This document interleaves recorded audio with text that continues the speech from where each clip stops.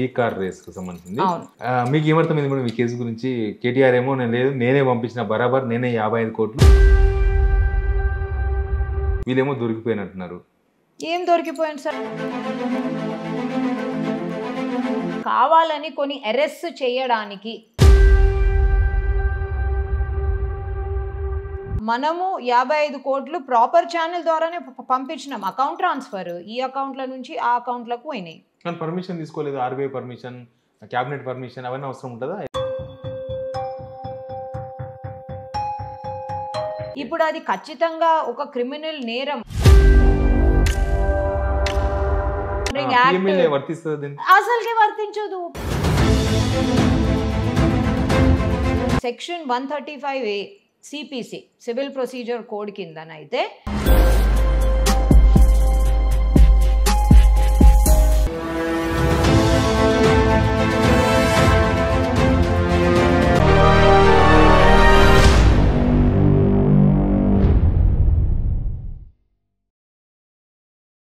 ఇంకోటి కేటీఆర్ సంబంధించిన కేసే మేడం ఇది.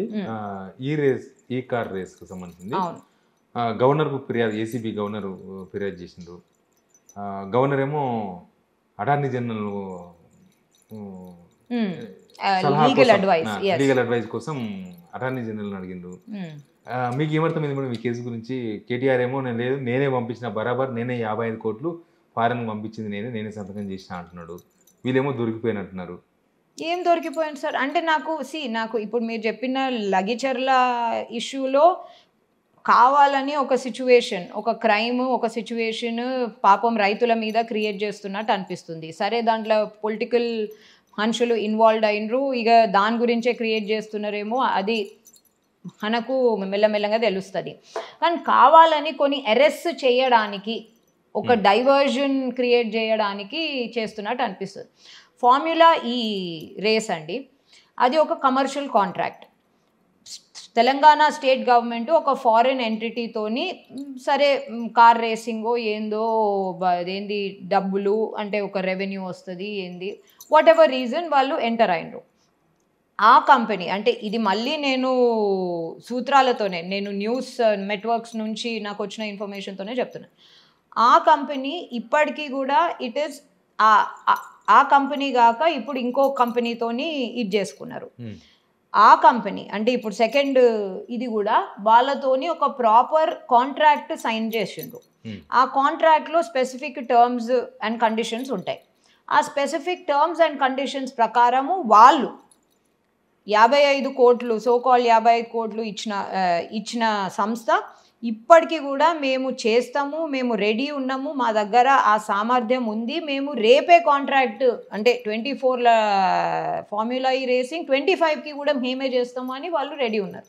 సో చట్టంలో ఏముంటుందంటే specific performance of the contract and breach of contract.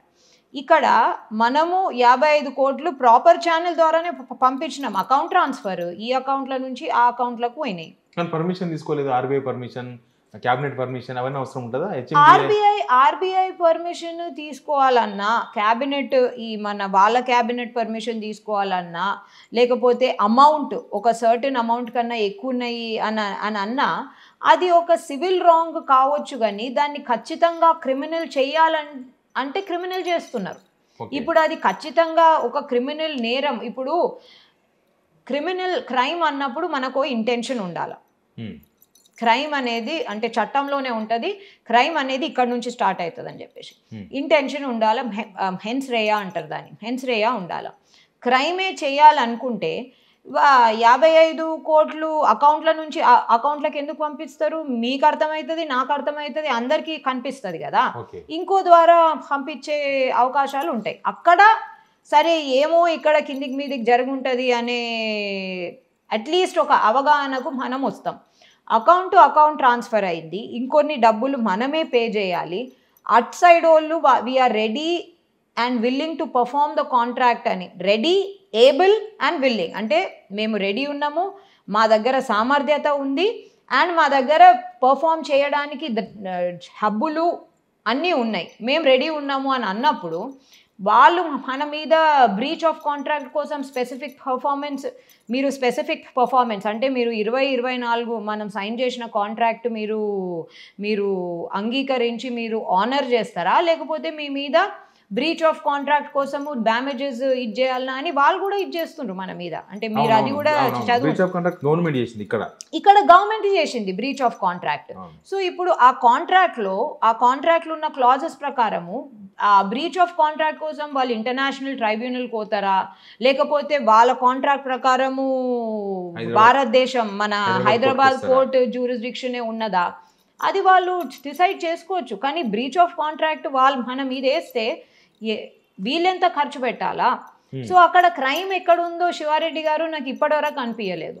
కొంతమంది prevention of money laundering act అసలుకే వర్తించదు. పిఎంఎల్ఏ ఎట్లా వర్తిస్తుంది sir? PMLA prevention of money laundering అంటే డబ్బులను ఇస్త్రీ చేయడం అన్నమాట. డబ్బులు ఇస్త్రీ ఎక్కడైతే ఇల్లీగలీ అంటే నేను హార్డ్ క్యాష్ అన్అకౌంటెడ్ మనీని నేను ఇక్కడ నుంచి అక్కడికి అదేంది మన ప్లేన్లోనో ఎక్కడలో అదేంది ప్లేన్లనో నేను షిఫ్ట్ చేస్తే అది హవాలా అంటే హవాలా ద్వారానో, హవాలా అంటే మీకు తెలుసు కదా, ఇక్కడ నుంచి ఇక్కడికి ఒక లెటర్ పంపిస్తారు, అక్కడ నుంచి డబ్బులు అక్కడికి వెళ్తుంది.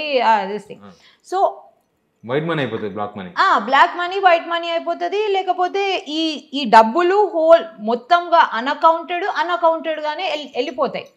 సో అటువంటి అది మనీ లాండరింగ్ యాక్ట్ కింద వస్తుంది. కానీ ఈ అకౌంట్ ట్రాన్స్ఫర్ మనీ లాండరింగ్ కింద ఎట్లా వస్తుందో నాకు అర్థమవుతలేదండి. సో ఇప్పుడు మీరు ప్రివెన్షన్ ఆఫ్ కరప్షన్ యాక్ట్ కింద పర్మిషన్స్ తీసుకోవడానికి గవర్నర్ ఎందుకండి? ఆర్టికల్ 361 కింద ఓన్లీ ప్రెసిడెంట్ గవర్నర్లను క్రిమినల్ ప్రాసిక్యూషన్ చేయరాదు అని ఉంది వాళ్ళు ఆఫీస్లో ఉన్నప్పుడు.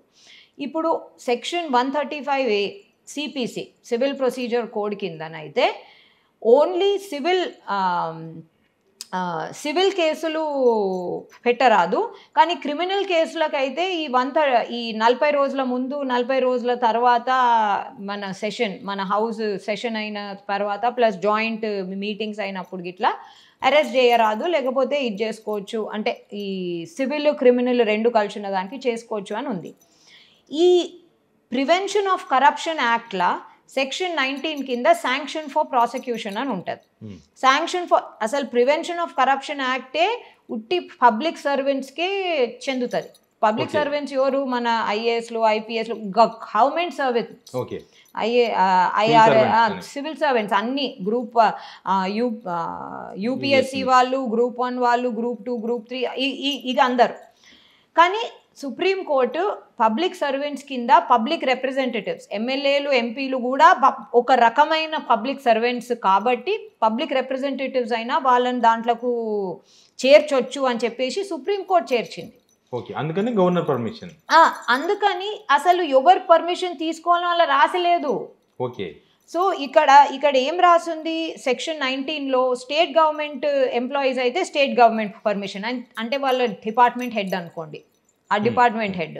సెంట్రల్ గవర్నమెంట్ ఎంప్లాయీ అయితే సెంట్రల్ గవర్నమెంట్ పర్మిషన్, ఆ డిపార్ట్మెంట్ హెడ్ని ఇది చేసుకొని అక్కడ నుంచి శాంక్షన్ వస్తే మీరు ప్రాసిక్యూట్ చేసుకోండి. ఇక్కడ ఎంపీలకు, ఎమ్మెల్యేలకు ఏం రాయలేదు. ఏమో నాకు కూడా తెలియదు సార్, అసలు అవసరం లేదు. నేను మొన్న ఒక 2-3 రోజుల కింది కూడా అదే చెప్పిన, అసలు అవసరం లేదు. ఎందుకంటే గవర్నర్ అండ్ ప్రెసిడెంట్ అంటే మనం రెండు స్టేజెస్లో ఉన్నాం కాబట్టి ప్రెసిడెంట్ అయినా గవర్నర్ అయినా they are the constitutional heads of the country and of the state. But the head of the government is the chief minister. So అక్కడ ఏమీ రాసలేదు కాబట్టి నా ప్రకారము ఇక్కడ ఒక ఎమ్మెల్యేను అరెస్ట్ చేయడానికి వాళ్ళకు శాంక్షనే అవసరం లేదు. నా అంటే the reading of the section as of law ప్రకారం మీకు శాంక్షన్ కావాలి అని అనుకుంటే మీకు చీఫ్ మినిస్టర్ శాంక్షన్ కావాలా? మరి గవర్నర్ దగ్గరికి ఎందుకు పోయినరు? గవర్నర్ ఆల్రెడీ అటార్నీ జనరల్ న్యాయశాల అడుగుతున్నారు, చాలా దూరం పోయింది. అది పాపం మళ్ళీ అటార్నీ జనరల్ కూడా ఏం రాస్తాడు?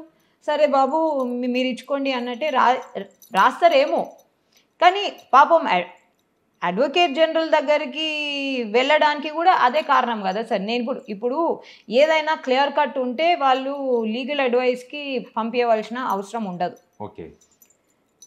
కానీ అడ్వకేట్ జనరల్ దగ్గరికి లీగల్ అడ్వైస్ కోసం వెళ్ళిందంటేనే నాకు వచ్చిన doubt as a lawyer, and నేను రోజు ఇదే పని చేస్తుంటా. సో యాజ్ అ లాయర్ నాకు వచ్చిన డౌట్ కూడా వాళ్ళకు వచ్చి ఉంటుంది. ఎందుకంటే I'm sure there is a legal officer etcetera in the governor's office and premises.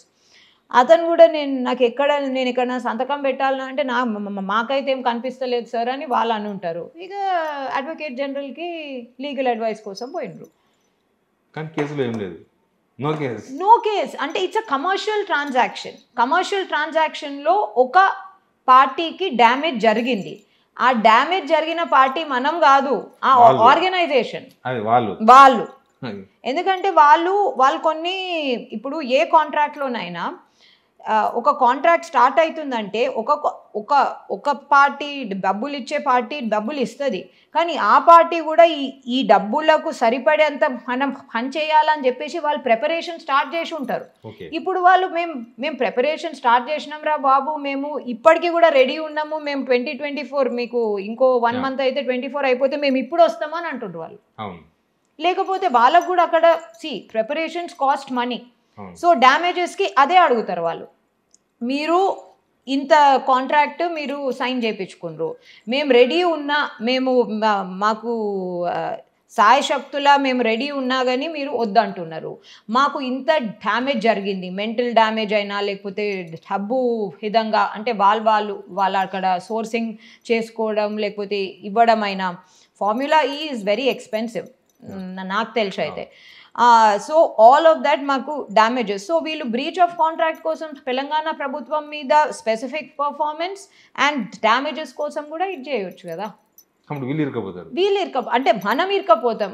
And నాకు తెలిసి మన దగ్గర అటువంటి లా సూట్ అయినా లేకపోతే అటువంటి ఆర్బిట్రేషన్ అయినా పట్టుకునే డబ్బులు లేవు మన దగ్గర. Okay madam, thank you very much. చాలా విషయాలు చెప్పారు. ఇప్పుడు అందరూ ఈ 2 కేసుల మీదే ఉన్నారు. కేటీఆర్ అరెస్ట్, మిగతా ఇదంతా నడుస్తుంది. Thank you very much. ఇది రచనారెడ్డి గారు మేడంతో special interview. Please subscribe signal TV.